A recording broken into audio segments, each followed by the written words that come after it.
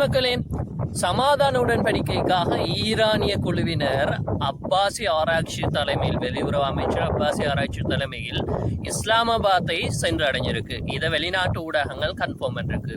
அதே போல இந்த பேச்சுவார்த்தைக்காக அமெரிக்கா துணை அதிபர் தலைமை JD Vance தலைமையில் ஒரு குழுவும் பாகிஸ்தானை நோக்கி வந்திருக்கு என்பது கன்ஃபார்ம் ஆயிருக்கு. நாளைய தினம் இது தொடர்பான பேச்சுவார்த்தைகள் நடைபெற போவதாக அறிவிக்கப்பட்டுள்ளன. ஈரான் முழுமையாக லெபனான் தாக்குதல் மற்றும் ஈரான் அளித்துள்ள 10 வித கோரிக்கைகளை அடிப்படையிலாக இந்த பேச்சுவார்த்தை நடக்கும் என்று குறிப்பிடப்பட்டுள்ளது. ஈரானுக்கு சாதகமாக அமையாவிட்டால் இந்த பேச்சுவார்த்தை முழுமையாக ரத்து செய்யப்பட்டு மீண்டும் போர் நடவடிக்கைகள் நடக்கக்கூடும் என்று ஈரானிய ஊடகங்கள் தகவல்களை வெளியிட்டிருக்கு.